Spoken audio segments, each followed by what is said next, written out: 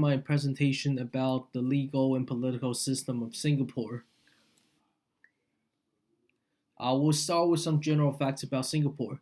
The official name is the Republic of Singapore, and its capital is, well, Singapore. It's a city state in which the capital in the country is the same. It is located in Southeast Asia at the southern tip of the Malay Peninsula, as you can see right here, and it has a population of around 6 million as of estimate of 2025. And some brief history. Singapore used to be a British colony about 200 years ago. It was used as a trading post for the British Empire until the Japanese took it over during World War II. When the Japanese surrendered to the US in 1945, Singapore was returned to Britain, but as anti colonist movements became more widespread across the globe, Singapore eventually became a part of the newly independent Federation of Malaysia. This, however, did not last very long. While Singapore's ruling party, the People Action Party, envisions a multiracial state in which there was no favoritism for a particular racial group, Malaysia as a whole wants a system that puts Malay people at its center of power. Due to this ideological difference, Singapore was kicked out from being part of Malaysia in 1965 and became the independent Republic of Singapore. When it was just kicked out, Singapore was in a pretty poor state to be taken seriously, but under the leadership of Lee Kuan Yew and many government reforms, the state of Singapore underwent rapid industrialization and modernization that was nothing short of an economic miracle. The rest is pretty well known. Singapore became one of the wealthiest countries in the world, and as an Asian tiger, it became a super successful state with strong economic presence and an extremely efficient government that is not just very low in corruption, but also is extremely competent. When we talk about Singapore, the one thing we usually mention is its very complicated yet very robust economic system.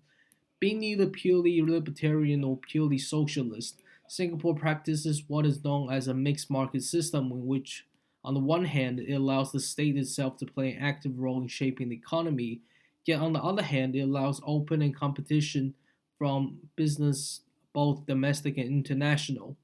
While the government provides funds for projects such as public housing, healthcare, and basic infrastructure, the private sector thrives through a highly competitive, innovation driven environment supported by transparent regulations, low corruption, and strong global trade linkages.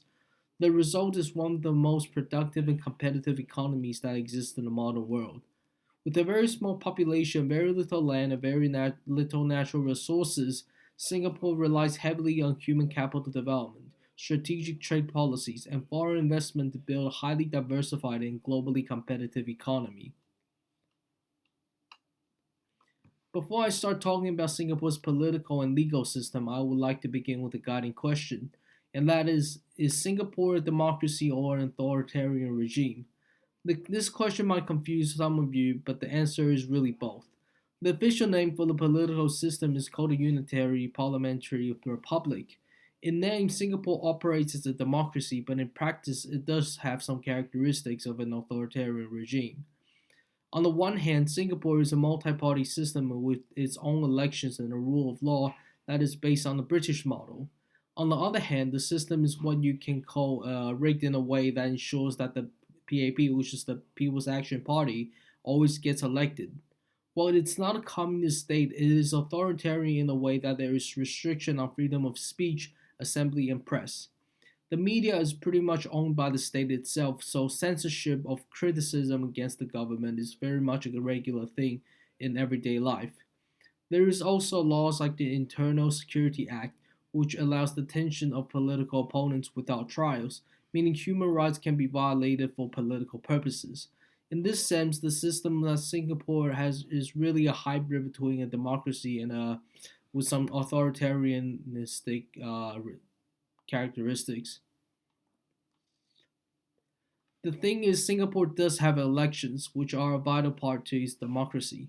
It has a presidential election that is held every 6 years and a parliamentary election that is held every 5 years. It is actually one of the few countries in Asia that has mandatory voting, which means that if you're a citizen of a certain age or above and you fulfill the residency and legal requirements, you are obligated by law to vote.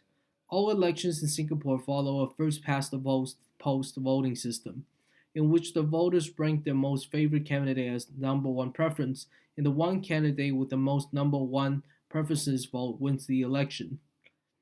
During the general election, voting takes place in divisions called constituencies, which are then categorized into either single member or group. Single member means one person will be elected as the parliamentary member, while group constituency means a team of either a majority or minority ethnic group representative will be elected to be in the parliament. Let's now talk about the legal system.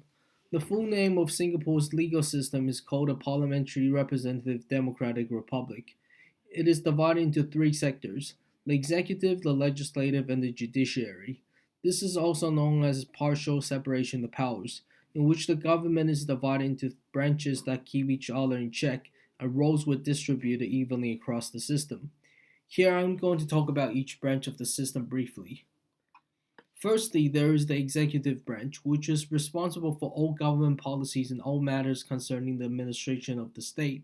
It consists of the president, who is the elective head of the state and is responsible for appointing the prime minister, who is the head of the government and is responsible for keeping the government's power in check. Under the appointment of the president and the prime minister, the government puts together a cabinet, which is a group of senior ministers responsible for controlling different kinds of government policies. Together, they represent the face of the government and take charge of the administration and implementation of all government policies. Next is the legislative, which is also known as the parliament. The parliament is responsible for making laws, controlling the state's finance, and to keep the executive branch in check. It can be made up of up to 105 parliament members who may either be elected by the people or are appointed by the parliament to ensure that there is enough diversity of political perspectives in the parliamentary debates. As of 2025, there are a total of 99 parliament members in the Parliament of Singapore, with a majority in the People's Action Party and a minority in the Workers' Party, which is the major opposition party. To briefly explain how the Parliament functions, drafts of laws, which are also known as bills, are discussed and produced by the Parliament and then put in together to put to three readings. After three readings and some revision by a committee, the bill is then approved by the President and put into place as what is known as an Act of Parliament. And then we have the judiciary branch, which is responsible for interpreting and applying laws that were passed down by the legislature. The judiciary branch acts as an entity independent from the legislature and the executive branch. It is made out of two tiers: the Supreme Court and the state courts. While the Supreme Court is in charge of judging cases of serious crimes such as drug trafficking and murder, or any cases with claim exceeding 250,000 Singaporean dollars, the state court is responsible for less serious crimes and cases with claims less than 250,000 Singaporean dollars. To briefly explain the structure of the Supreme Court, it consists of the Chief Justice, judges of appeal, judges of the High Court, and judicial commissioners. In a sense, it is pretty similar to the Supreme Court system in Malaysia, the UK, and Hong Kong. It is basically a Commonwealth system that inherits its legal system from the British common law. And that's pretty much my presentation. Thank you for your attention.